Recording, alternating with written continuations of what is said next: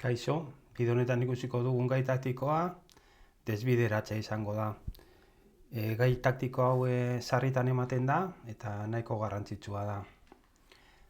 Zertan datza desbideratzea? Desbideratzea da bai lauki bat edo pieza bat defendatzen ari den aurkariaren pieza defentsa horretatik baztertzea, ez ba?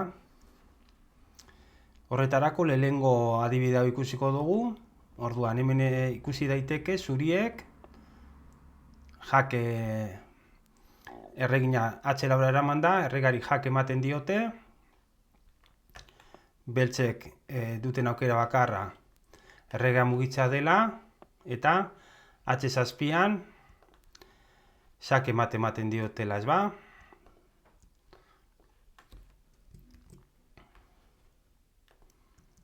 Baina zer gertatzen da H4an jake ematen dugunean?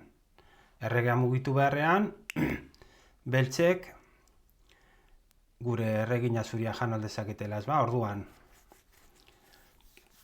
zein da hemen kasilla kritikoa? H4 kasilla, laukia.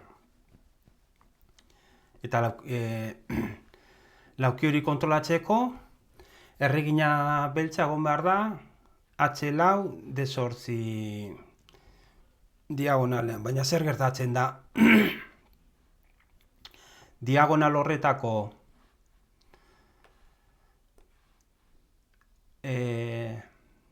lauki bakarra, egona den lauki bakarra D8 da. Zergatik? D7 eta F6 laukiak zaldiak menperatzen ditu eta G5 eta H4 erreginak, ez da? Orduan, guk zer nahi dugu? Erregina D8 lauki horretatik mugitzea eta garrantzitsua ikustea xake hau zuzena izan dela. Osea, direla jokaldi forzatuak. Erregin hau ez balego, aukera bakarra da erregea mugitzea eta horrengo jokaldian xake ematen dugu. Orduan, zer ikusi dezakegu? Edo zein da xake emateko bidea? Erregina desbideratzea eta horretarako dorrea C8 eramaten dugu. Horrekin zer lortzen dugu? Badirudi dorre bagatu dugula, baina esan dudan moduan ez da horrela, zuriek xake ematea dute. Erreginak ezin du diagonal horretan mantendu, beraz,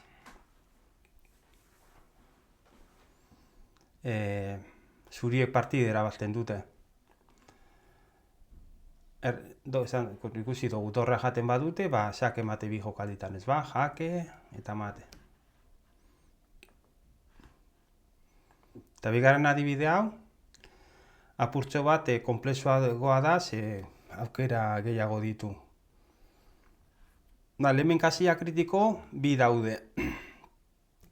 Bata da F6, zek erregina beltza ez balego F6 kontrolatzen, xake emate izango zen bi jokalditan, ez ba? Xake emango lukete zuriek hemen, aukera bakarra izango zen dorreaz estaltzea, eta horrengo jokaldian xake emate erregina dorreak defendatzen duela.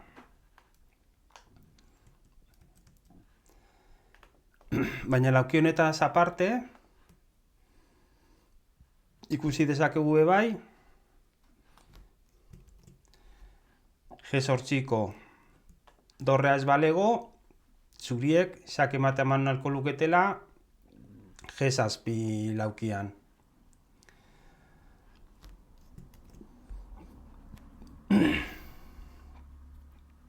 Orduan, hori kontutan izan da, zuriek aukerari duten ikusi behar dugu. pieza bi horietako bat desbideratzeko, orduan. Jokaldia hau da. Vale, hemen... Eta orain aukera desberdinak ditugu, eta denak analizatuko ditugu. Bueno, ikusi dugu ez ba, erregina beltzak F6 laukia kontrolatzea uzten badu, jake horre eman da, zurie jake ematen dute. Eta G8ko dorrea zuta horretatik mugitzen bada, zuriek xake ematen dute G7an.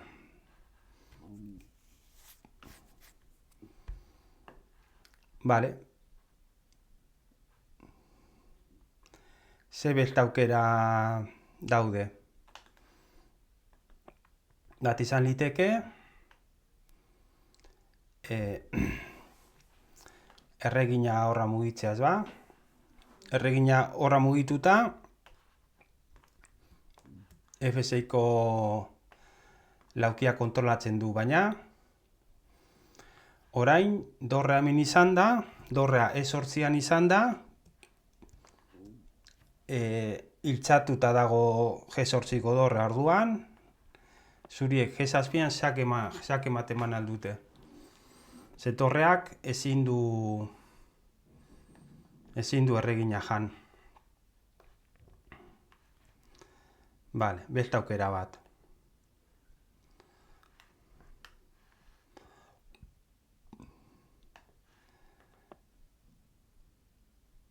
Beste aukera bat izan liteke erregina dela ora mugitzea eta horrekin lauki hau kontrolatzen dugu.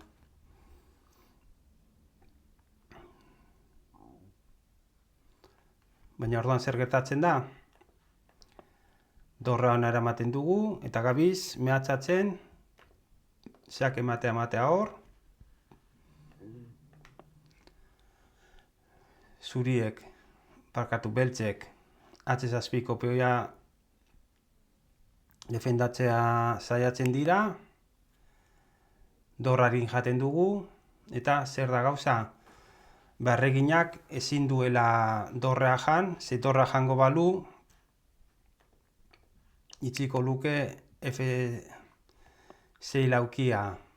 Erregina zuriarentzako jake ematen dugu, eta lehen ikusi dugun xake emate antzerako izango litzateke ez ba? G7an.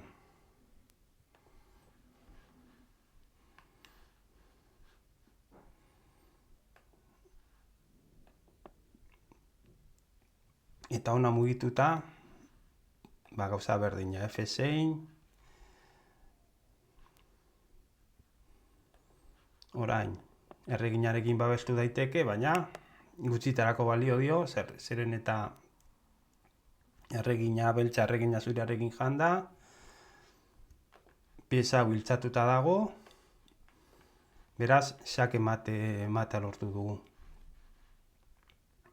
Gogoratu, gai taktiko hau askotan ematen da, eta batzutan izaten da,